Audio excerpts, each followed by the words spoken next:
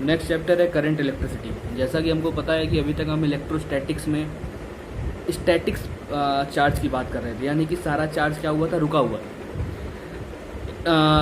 अगर electric field निकाल रहे थे तब भी चार्ज किसी स्फीयर के अंदर रुका हुआ था। अगर हम लोग पोटेंशियल निकाल रहे थे तब भी वो किसी क्लोज्ड बॉडी के अंदर रखा हुआ था या फिर स्प्रेड आउट था।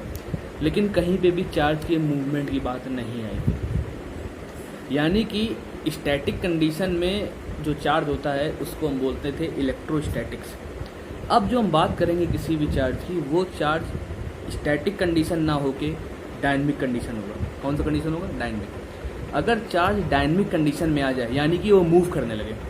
मूव करने का मतलब होता है एक प्लेस से दूसरे प्लेस पे मूव करे। और मूव कब करेगा?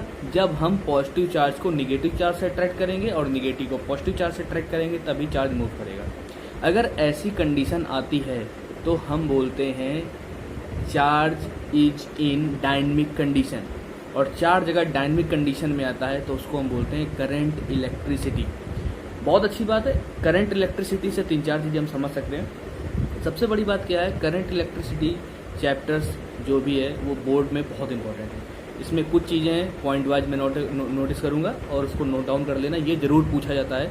सबसे पहले ड्रिफ्ट वेलोसिटी क्या होती है, दूसरी बात ड्रिफ्ट वेलोसिटी का derivation, vector form of Ohm's law या macroscopic forms of Ohm's law, derivation of Ohm's law, Kirchhoff's law, metre bridge, Wheatstone bridge, internal resistance of a cell and grouping of internal resistance. ये सब जितनी भी चीज़ें आती हैं ये सब करंट इलेक्ट्रिसिटी चैप्टर में आती हैं।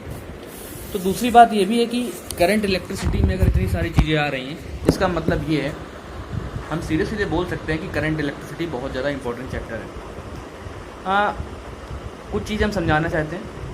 सबने सोचा होगा कि अगर हम इलेक्ट्रिसिटी को मिनरल वाटर में फ़्लो कराएं, मिनरल वाटर का मतलब होता है जिसमें कई सारे मिनरल्स होते हैं, और डिस्टिल्ड वाटर में फ़्लो कराएं जो एकदम प्योर फॉर्म ऑफ वाटर होता है, किसमें इलेक्ट्रिसिटी फ़्लो करेगी?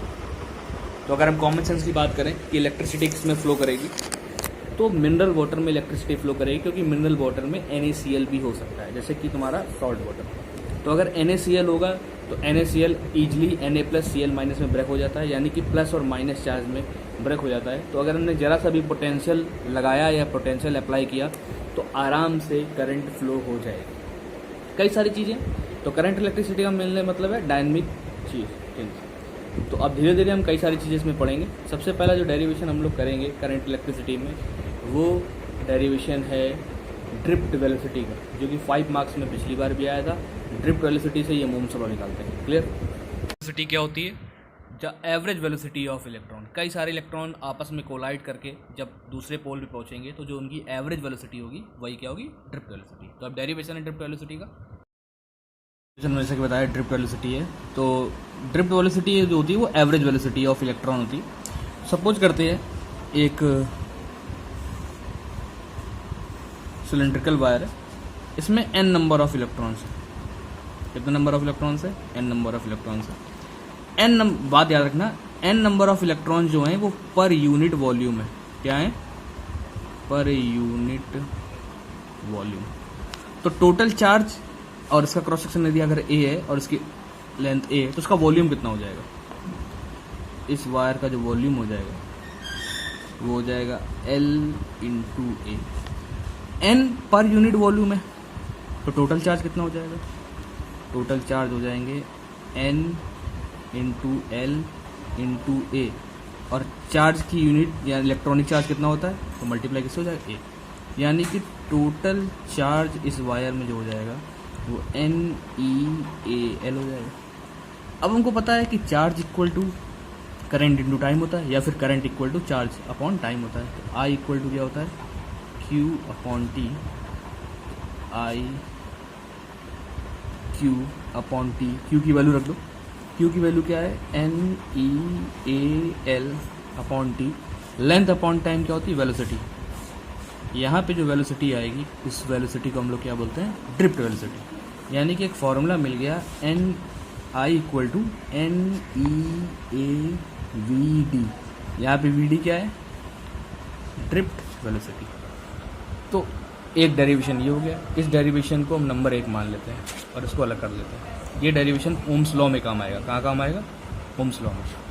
अब इधर आ जाते हैं। तो ड्रिफ्ट वेलोसिटी का मतलब है एवरेज वेलोसिटी। सपोज करते हैं इसी वाले वायर में स्टार्टिंग में जब कोई भी पोटेंशियल डिफरेंस हमने अप्लाई नहीं किया था, जब कोई भी पोटेंशियल डिफरेंस अप्लाई नहीं किया था, यानी कि सारे इलेक्ट्रॉन किस में थे? रेस्ट में थे। यानी कि n नंबर ऑफ इलेक्ट्रॉन्स होंगे तो सबकी इनिशियल वेलोसिटी क्या होगी? 0। सबकी इनिशियल वेलोसिटी क्या होगी? 0। तो सपोज करते हैं अब हमने इसको किसी पोटेंशियल डिफरेंस से कनेक्ट कर दिया और वो पोटेंशियल डिफरेंस तुम्हारी थी v, कैपिटल V। ठीक है, तो सारे इलेक्ट्रॉन्स मूव करेंगे। इलेक्ट्रॉन किसी तरफ मूव करेगा? पॉजिटिव की तरफ।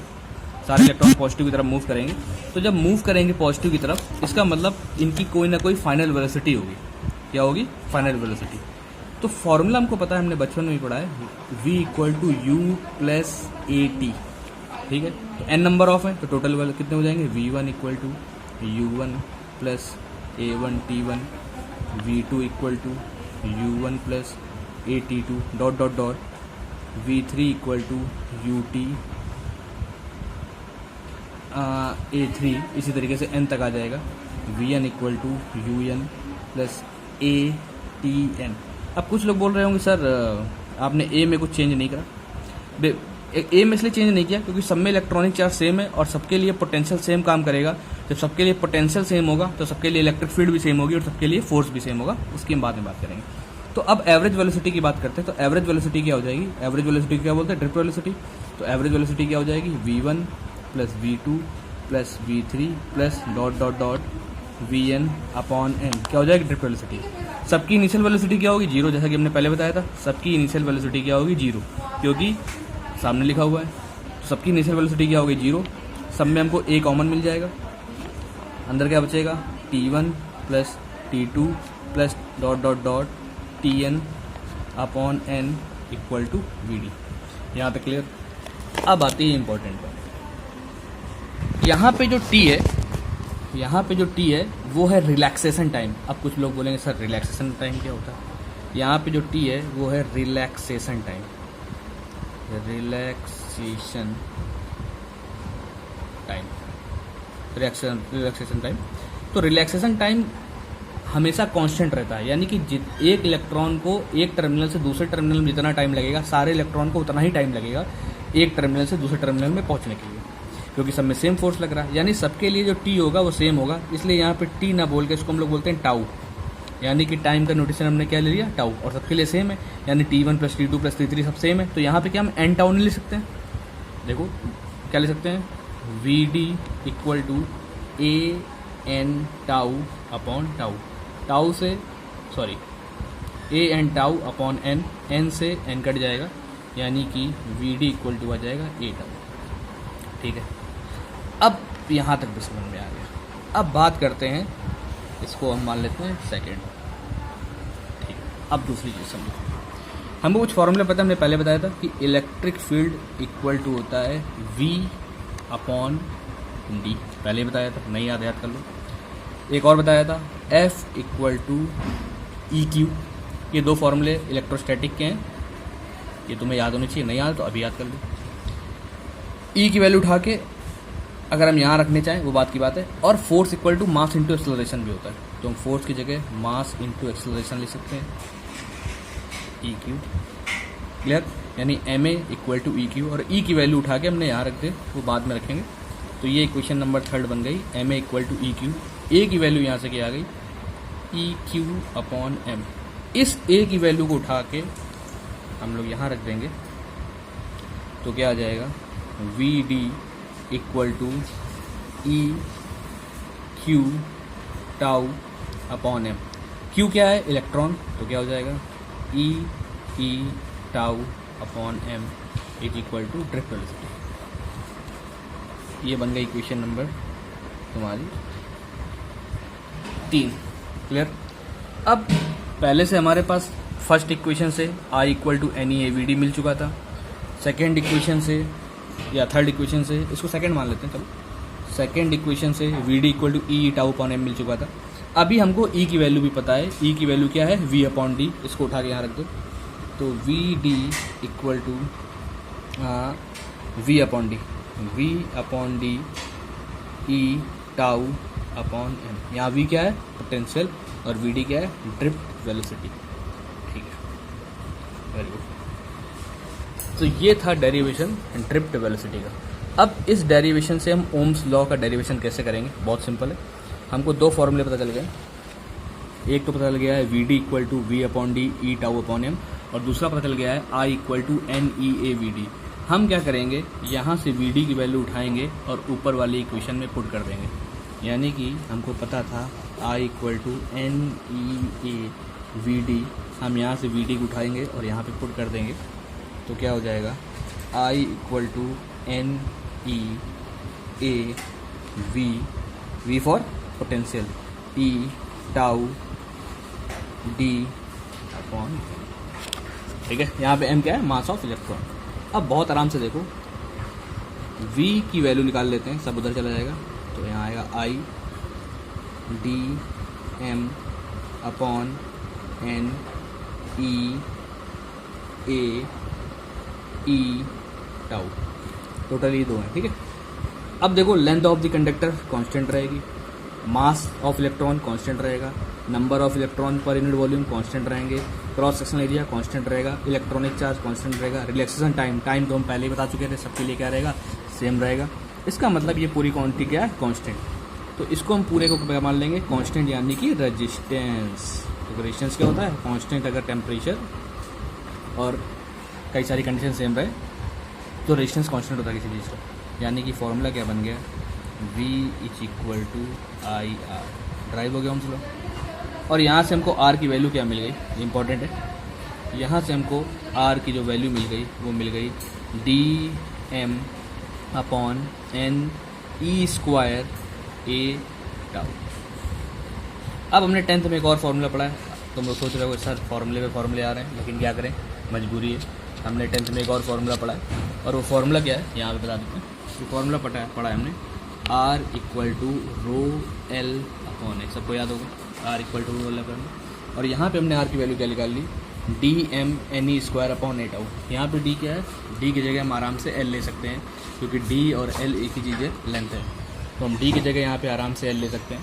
तो हमने जो फार्मूला लिखा है हम ऊपर लिख देते हैं, क्या निकाला है, R इक्वल टू D की जगह हमने L ले लिया है, L M upon N E square A tau, दोनों की इक्वेट करा दो।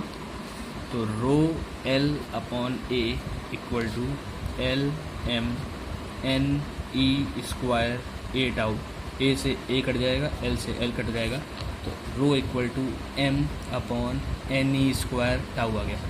अब हम लोगों ने पढ़ा था कि रेजिस्टेंस जो होता है वो length on cross sectional area पे डिपेंड करता है, लेकिन स्पेसिफिक रेजिस्टिविटी नहीं करती है। तो देखो साफ साफ समझ में आ रहा है, स्पेसिफिक रेजिस्टिविटी में कहीं पे भी लेंथ और एरिया के टर्म नहीं है, जबकि रेजिस्टेंस में लेंथ और एरिया के टर्म हैं। तो साफ साफ क्लियर हो जाता है कि रेजिस्टिविटी लेंथ और एरिया पर डिपेंड नहीं करती। अब बात करते हैं, हमने 10th में पढ़ा था कि टेम्परेचर बढ़ाने से और मेटल, यानी कि मेटल या इंसुलेटर या बोले तो मटेरियल चेंज करने से रेजिस्टिविटी चेंज करती है, स्पेसिफिसिटी चेंज करती है। तो अगर हम टेम्परेचर बढ़ाएंगे, कंडक्टर केस में कर रहे हैं, अगर हम टेम्परेचर बढ़ाएंगे तो कंडक्टर के केस में रेजिस्टेंस बढ़ जाएगा, स्पेसिफिक रेजिस्टिविटी भी बढ़ जाएगी। कैसे बढ़ जाएगी, टेम्परेचर बढ़ाने से रिलैक्सेशन टाइम बढ़ जाएगा। तो टेम्परेचर बढ़ाने पे रिलैक्सेशन टाइम बढ़ जाएगा, नहीं कम हो जाएगा, सॉरी, टेम्परेचर बढ़ाने पे रिलैक्सेशन टाइम कम हो जाएगा। यानी कि अगर हम टेम्परेचर बढ़ा देंगे तो इलेक्ट्रॉन जल्दी से जल्दी कोलाइड करेंगे, तो जल्दी कोलाइड करेंगे तो रिलैक्सेशन टाइम कम हो जाएगा, और रिलैक्सेशन टाइम अगर कम हो गया तो अपने मन से रेजिस्टिविटी क्या होगी, बढ़ जाएगी। क्लियर। अब बात करते हैं, अगर मटेरियल चेंज करते हैं तो मटेरियल चेंज कर देंगे। अगर हम मेटल ले आए, जैसे आयरन है, तो आयरन में फ्री इलेक्ट्रॉन ज़्यादा होते हैं, तो आयरन में अगर फ्री इलेक्ट्रॉन ज़्यादा होंगे तो ई की वैल्यू इंक्रीज कर जाएगी, तो नंबर ऑफ फ्री इलेक्ट्रॉन ज़्यादा होंगे तो रेजिस्टिविटी क्या होगी, कम हो जाएगी। तो बात समझ में आई, कैसे रेजिस्टिविटी सिर्फ मटेरियल और टेम्परेचर पे डिपेंड करती है। Clear. Please like and subscribe to get such a wonderful videos, and call at a 9807 835 257 for admission.